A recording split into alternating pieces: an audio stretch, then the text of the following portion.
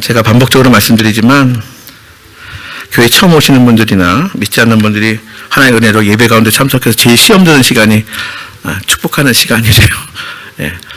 쑥스러워서 그런 것도 있는데 사실은 이게 마음을 안 담으면 시험 될 일이 축복이에요. 예. 그래서 어떻게 하시라 그랬죠? 제가 마음 담으려면 눈을 마주쳐라 그랬어요. 그렇죠? 눈을 마주치라. 네. 우리 살아가면서 얻는 그런 교훈들이 있잖아요. 신앙생활도 마찬가지고요. 저는 이제 목사로 목회를 합니다. 목양 사역을 감당을 하는데 제가 목회를 하면서 반복해서 얻는 교훈들이 있어요. 습관 바꾸기 참 힘들다. 그건 다른 사람 이야기가 아니에요. 저도 마찬가지예요. 그래서 제가 많이 만나잖아요. 그렇죠? 네. 참 힘듭니다. 매일 성경을 읽겠다고 결단해도 이거 쉽지 않아요. 습관이 돼야 되죠. 요즘 큐티 하십니까? 제가 확인을 안 하고 있는데 큐티를 예를 들면 매일 정해진 시간 정해진 장소에서 말씀을 묵상하는 거예요. 그런데요, 그렇게 강조하고 또 강조하고 해도 저는 어느 연령층이나 어느 공동체나 먼저 기본이 이제 말씀인데 개인의 경건 생활에 말씀을 우리가 먹는 방법 중에 하나가 이제 큐티예요. 말씀 묵상인데 근데 이 큐티를 아무리 강조해도 몸에 익히는 게 쉽지 않습니다. 정말 쉽지 않아요. 안 해보면 더 쉽지 않고, 그렇죠? 해봤어도 마찬가지예요. 그래서 보니까 어떤 그리스도인이 말씀을 내 삶에 적용하고 실천하는 데 있어서 말씀을 실천한다는 것은 내 몸이 움직이는 거예요. 자, 내가 이제 지성으로 말씀을 듣고 이제 말씀을 맞아, 이거 알았어. 근데 이제 알았는데 그 말씀을 내 몸이 움직이는 것. 여기까지 가기 위해서 필요한 게 뭐냐면 이게 습관을 만드는 거예요. 자, 우리가 예배 생활을 습관적으로 이게 부정적인 의미도 있는데 사실은 이게 다 부정적인 게 아니라 예배가 습관이 돼야 돼요. 기도도 마찬가지 습관이 돼야 돼요. 그러니까 습관적으로 뭘 한다 하는 게 우리는 흔히 아무 생각 없이 습관적으로 근데요, 이게 습관이 돼야 되는 거예요. 성경에 보면 예수님께서도 하나님의 아들이신 예수님도 습관에 쫓아 사역하고 기도하고 사역하고 기도하고를 반복하셨어요.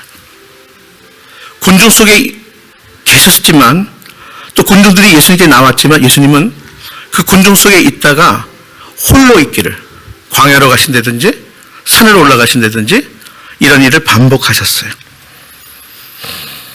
제 목회 과정 속에 하나님께서 특별한 은혜를 주실 때가 있어요. 이번에 정말 집회를 기가 막히게 했어요. 그때 제가 은혜 많이 받았습니다 하는 소리를 들으면 제가 사실 저 스스로는 이제 경계해요. 그리고 제가 그럴 때 어디로 가서 내가 하나님과 교제하거나 쉬거나 이렇게 할 때가 있었어요. 자, 어쨌거나 말씀이 내 삶에 그렇죠, 내가 몸으로 움직이는 거 여기까지 되기 위해서는 여러분 반복의 훈련의 과정이 반드시 필요합니다. 우리 김수환 집사님이 이제 군인이신데 우리가 흔히 사회인, 우리 청년들이 사회인으로 있다가 군인이 되기 위해서는 훈련소에 들어가서 일정 기간을 훈련받아야 돼요. 반복 훈련이에요. 그리고 계속해서 자대에 가서도 정해진 시간에 반복해서 훈련합니다.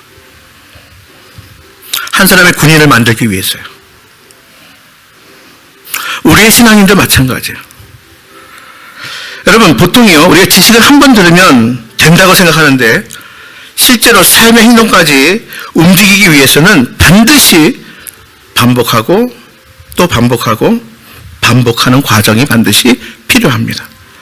여러분, 사도 바울이 지금 빌립보 교회 성도들에게, 특별히 또 빌립보 교회 지도자들에게 세 가지 신앙을 지키고 품으라고 강조하고 있는 거예요. 자, 그 세 가지가 무엇입니까? 한마디로 이거예요. 여러분, 기뻐하십시오. 관용하십시오. 기도하십시오. 예, 이 세 가지를 늘 가슴에 품고 반복해서 실천하라는 거예요. 사실 이 세 가지만 제대로 지키고 우리가 행한다면 사실 거의 실패하지 않습니다. 넘어지지 않습니다. 자, 오늘 제목이 사람을 살리고 세우는 사람들. 이게 생명력 있는 사람들. 이게 그리스도인을 말하는 거예요.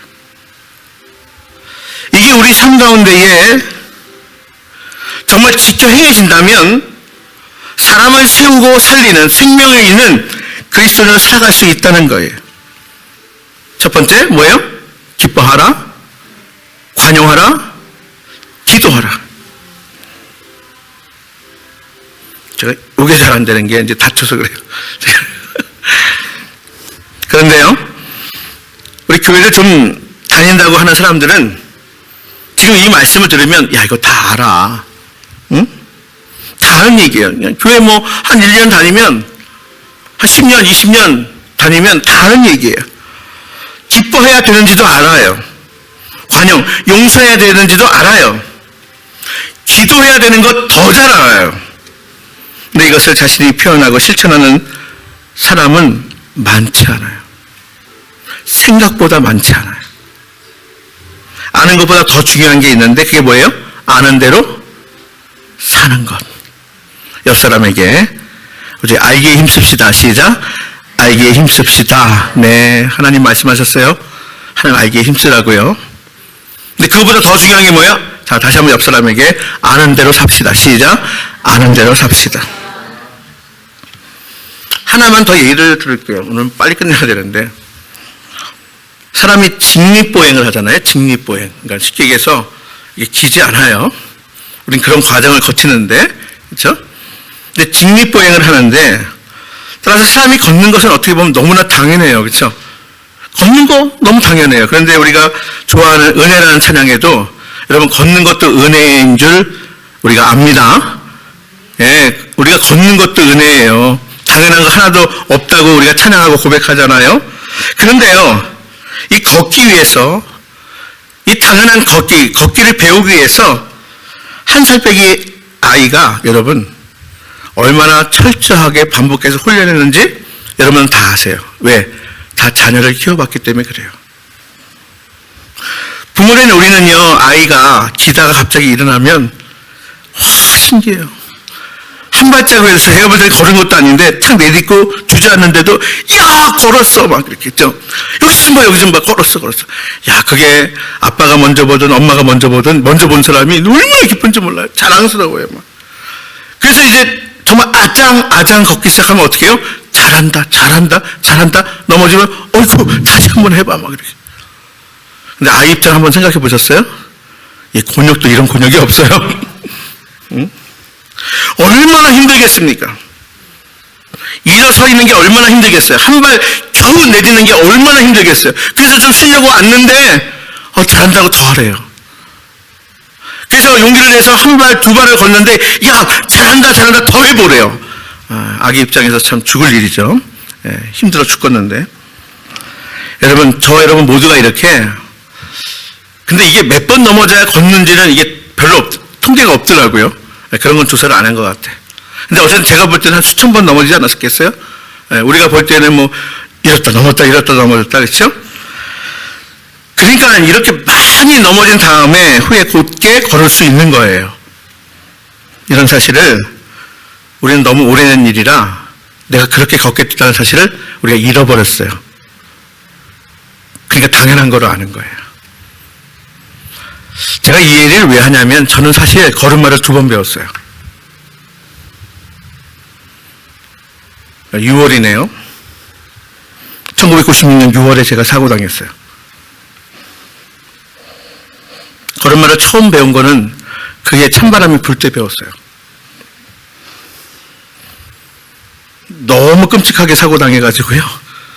한여름 시작할 때 사고 당했는데 찬바람 불 때 겨우 이제 물리치료소에서 기댈 것을 대고 한번 걸어보세요 했다고요.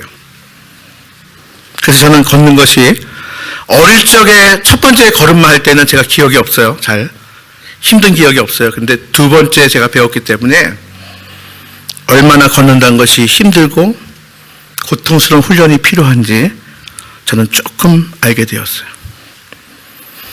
사실 우리가 잘 안다고 생각하는 부분들, 우리가 매우 익숙한 행동들, 사실은 모두 엄청난 반복, 훈련의 결과예요.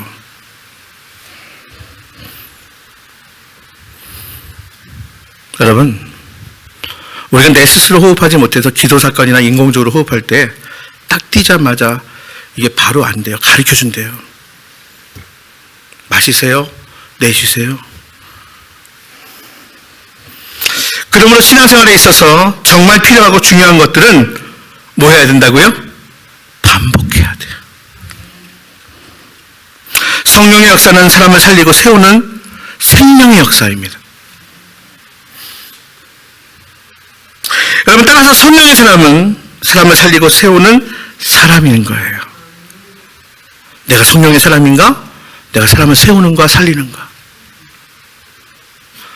이 일이 성령의 역사인가? 사람을 세우고 살리는 일을 하고 있는가? 여러분, 무엇이 예수 그리스도를 믿고 그의 제자된 우리들의 특징이 되어야 하는가? 사람을 살리고 세우는 생명력 있는 그리스도인. 여러분, 그 특징이 무엇이냐? 다시 반복하면 첫째는 기뻐하라. 기뻐하라. 4절 말씀 우리 함께 다시 한번 읽어봅니다. 시작. 주 안에서 항상 기뻐하라. 내가 다시 말하노니 기뻐하라.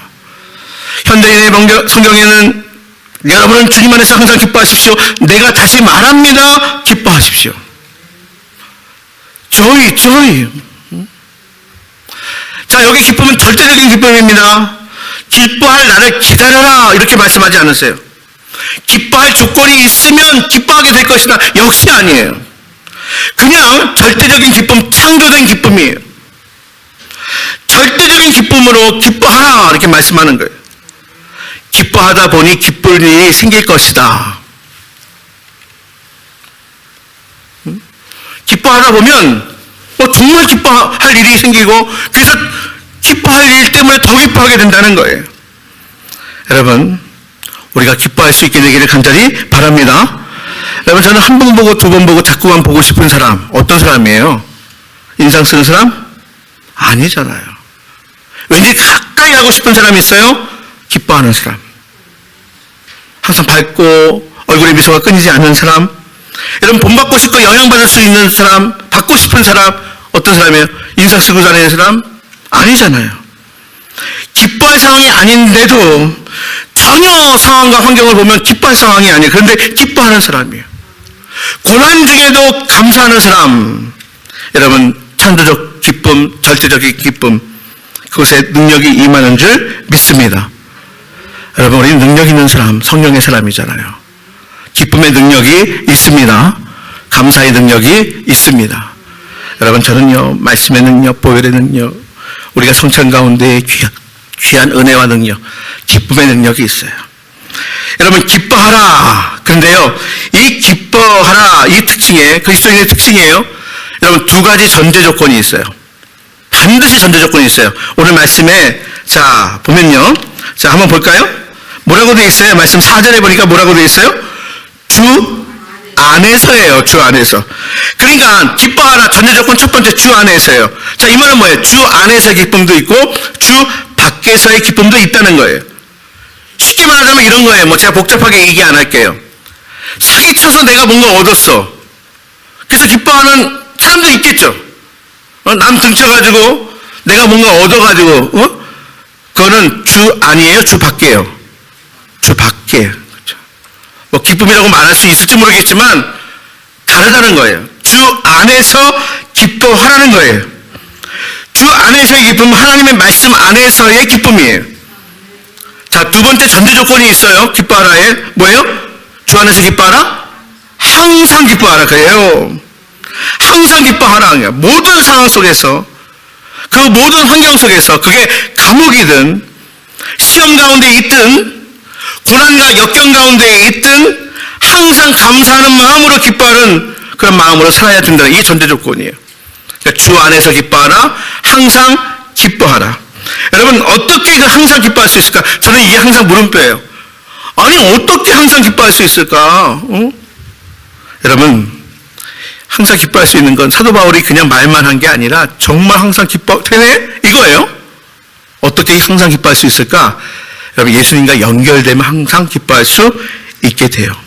이 말은 뭐냐면 예수님과 연결되면 기뻐하지 못할 이유가 없다는 거예요. 예수님을 생각하는 거예요. 하나님이신 하나님의 아들이신 예수님께서 우리를 구원하시기 위해서 행하신 그 일들을 생각하고 그로 인한 결과로 내가 구원받았음을 생각하면 기뻐하지 못할 이유가 하나도 없다는 거예요.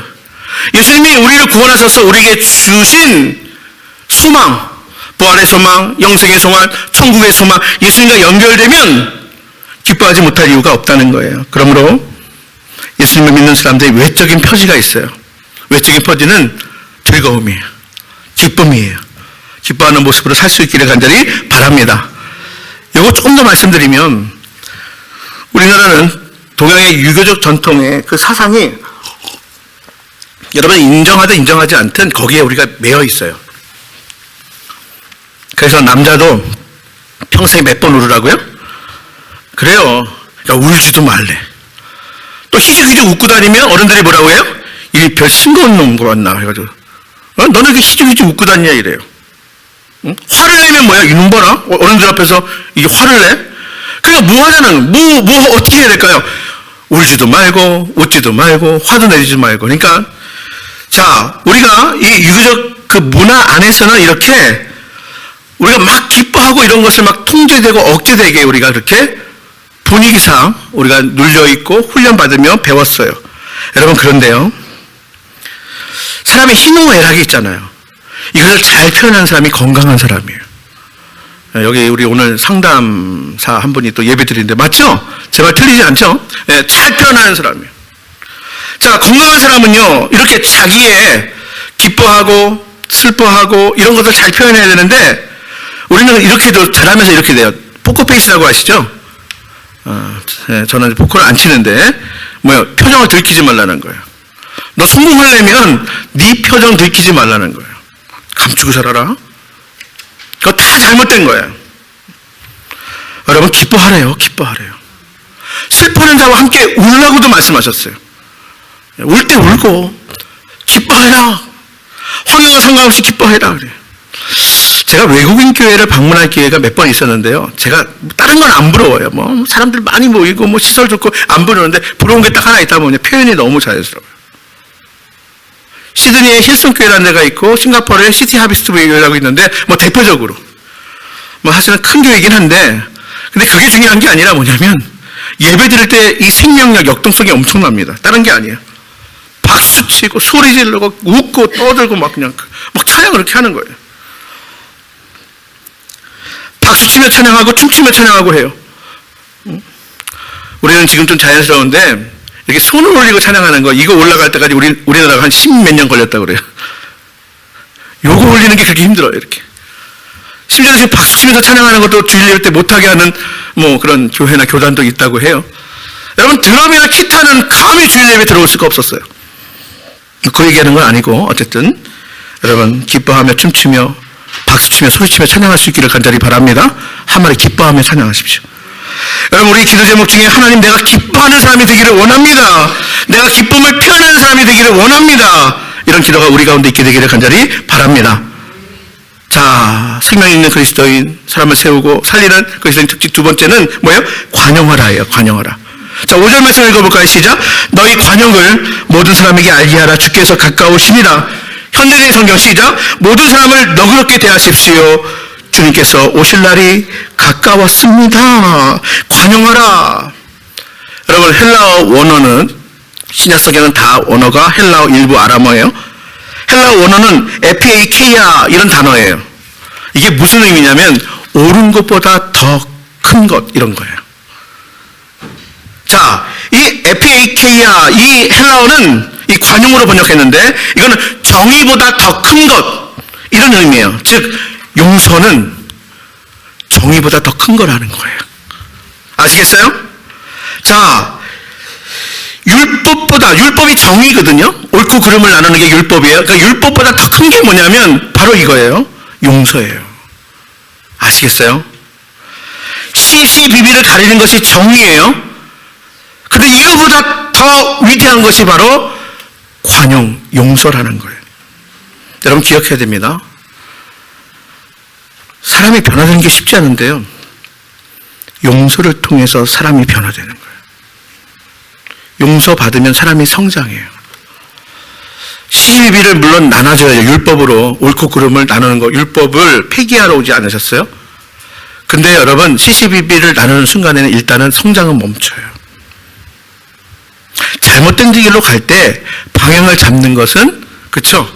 정의, 시시비비를 나누는 거예요. 근데 성장은 관용과 용서예요. 지금까지 많은 사람들이 변화되었다는 내용을 보면 대부분 내가 용서받았다. 여기서 변화가 일어나요. 예수를 만난 사람들 가운데에 내 죄가 사함받았다 하는 거예요. 내가 구원을 이뤘다. 여기에서 성장이 일어나는 거예요. 베드로는 예수님께 큰 잘못을 했잖아요. 그런데 예수님께서 베드로를 만나주셨어요. 용서해 주셨어요. 관용을 베풀어 주셨어요. 영향력 있고 위대한 일을 이룬 사람들은 모두 한결같이 두 번째 기회를 얻은 사람이에요. 왜 지금 사회가 저는 더 걱정스럽냐면 두 번째 기회가 점점 없어지는 것 같아서 그래요.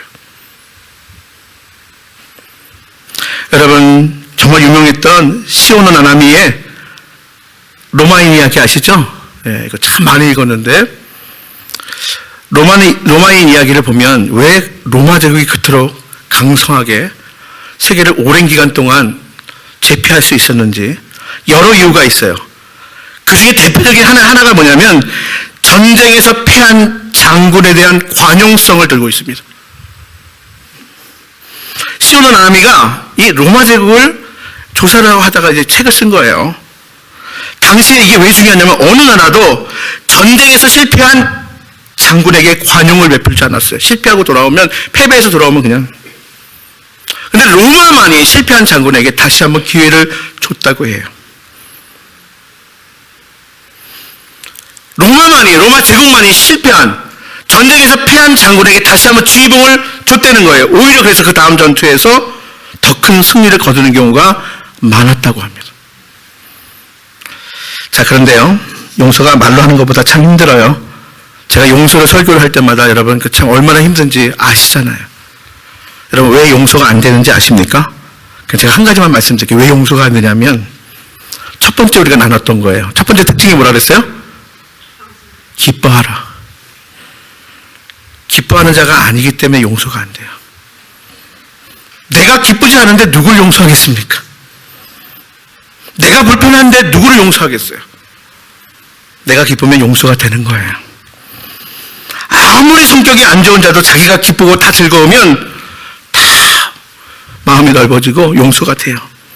내게 참지 기쁨, 진짜 기쁨, 진정한 기쁨이 충만하면 용서가 되는 거예요. 따라서 내 마음에 여유가 있고 내 마음에 기쁨이 충만한 것이 중요한 거예요. 하나님 앞에서 기쁨이 충만한 마음으로 여러분 관용의 사람, 용서의 사람들 다 될 수 있기를 바랍니다. 마지막 세 번째 특징은 뭐요? 기도하라예요. 자, 우리 6절과 7절 말씀 함께 읽겠습니다. 시작. 아무것도 염려하지 말고 다만 모든 일에 기도와 간구로 너희 구할 것을 감사함으로 하나님께 아뢰라. 그리하면 모든 지각에 뛰어난 하나님의 평강이 그리스도 예수 안에서 너희 마음과 생각을 지키시리라. 여러분, 강조 별표 암송 하시기를 바랍니다. 네. 자, 여러분, 한마디로 염려하는 것과 대립되는 것이 뭔지 아세요? 염려의 반대가 뭔지 아세요? 염려 안 하는 거? 아니에요. 기도하는 겁니다. 자꾸만 염려가 많은 사람의 특징은 뭐냐면 기도가 없어요. 기도가 충만해지면 염려도 사라지게 되어 있어요. 기도가 사라지면 염려가 더 많아집니다. 기도와 염려 서로 반비례하는 것이에요.